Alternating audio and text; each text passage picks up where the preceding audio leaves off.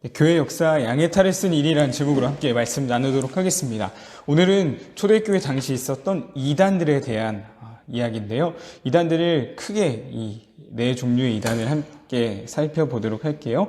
지금도 이단이 굉장히 많죠. 그 이단들의 모습들을 초대교회 모습을 통해 또 우리를 한번 생각해보고 그렇다면 우리는 어떻게 해야 될지 함께 생각해보도록 하겠습니다.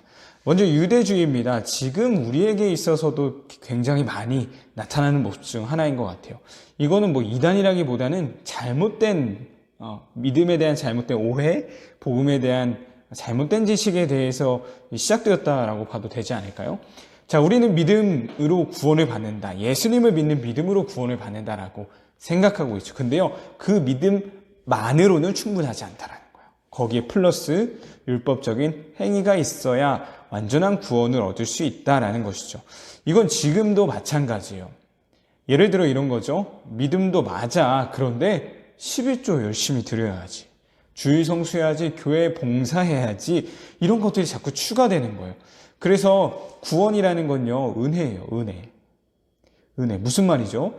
은혜. 우리가 무엇을 하지 않아도 하나님 우리에게 부어주시는 거예요. 우리에게 주시겠다 하는 거예요. 하나님께서 주시는 게 바로 구원인데요. 율법의 행위가 들어가자 어떻게 될까요? 내가 이걸 했으니까 구원을 얻을 수 있는 거야.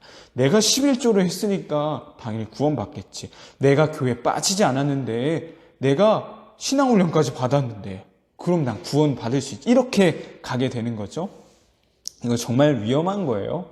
율법의 행위가 주가 돼서 내가 무엇을 해서 구원을 받는 것처럼 은혜가 아닌 나의 노력으로 구원을 받는 것처럼 되어버린다라는 겁니다. 이건 참 조심해야 되는 모습인 것 같아요.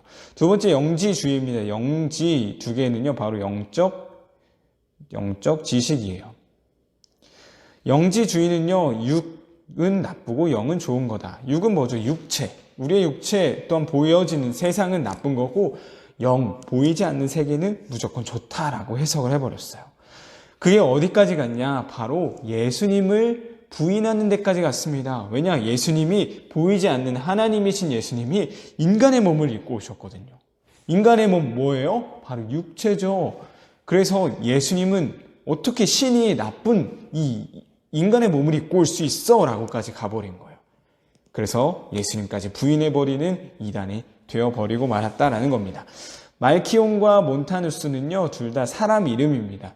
말키온은 먼저 구약과 신약의 하나님을 다르게 봤어요. 구약은 폭력적이고 괴팍한 하나님. 사람을 심판하고 민족들을 포로로 끌려가게 하고 막 사람들을 그냥 막 죽이고 너무 무서운 하나님으로만 본 거예요. 반면 신약은 선하시고 사랑이 많으시고 인자하신 하나님이다. 완전히 다르게 봤던 거죠. 이어서 몬타누스는요, 진짜 좀 정신병자라고 봐야 될까요? 성경은 종이일 뿐입니다. 여러분, 전 직접 하나님께 말씀을 들어요. 제가 말씀해 드리겠습니다. 완전히 흔한 말로 완전 사이코였어요. 이런 정신적인 병이라고 할까요? 이것 때문에 결국 그는 자살을 했다라고 해요. 자살. 이렇게 해서 크게 이 네 가지의 이단들이 초대교회 성도들을 유혹하고 잘못된 믿음으로 빠뜨리고 넘어지게 했다라는 것입니다. 예수님께서도 이런 경고의 메시지를 우리에게 주셨습니다. 마태복음 7장을 보니까요, 거짓 예언자들을 조심하라 말씀하고 계세요. 근데 그들의 특징을 말해주고 있죠. 양의 옷을 입고 있대요.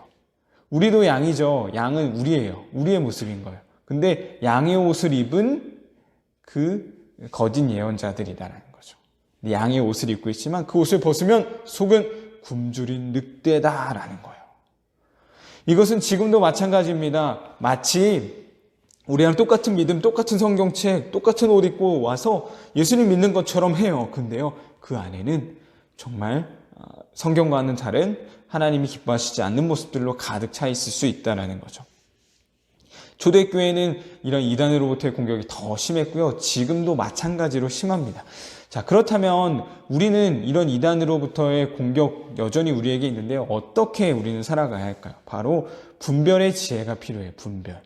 분별이란 무엇이죠? 옳고 그른 것을 판단하는 거야. 아, 이거는 맞는 거야. 이건 잘못된 거야. 자, 이걸 알 수 있는 그런 지혜가 필요하다라는 겁니다. 자, 그렇다면 이건 어떻게 알 수 있어요? 바로 지식이에요, 지식. 학교에서 수업을 통해 배운 걸 가지고 우리가 살아가듯 하나님의 말씀을 통해 배운 그 지식을 가지고 분별하며 살아가야 돼요. 아, 이건 성경을 보니까 하나님께서 기뻐하시는 거라고 했어. 이건 하나님이 알려주신 게 아니야. 이런 분별할 수 있는 지혜는요, 오직 지식, 성경을 통한 지식을 통해 알 수 있는 것입니다. 우리에게도 이런 이단의 공격들이 분명히 올 수 있어요. 우리는 말씀을 통해 배우고 또한 그것을 통해 준비되어서 분별할 수 있는 지혜가 있어야 할 것입니다. 앞으로 살아감에 있어서 이 분별의 지혜로 무장하여 세상 속에서 하나님의 뜻을 분별하여 하나님 기쁘시게 해드릴 수 있는 우리 초등부 친구들 되길 간절히 소망합니다.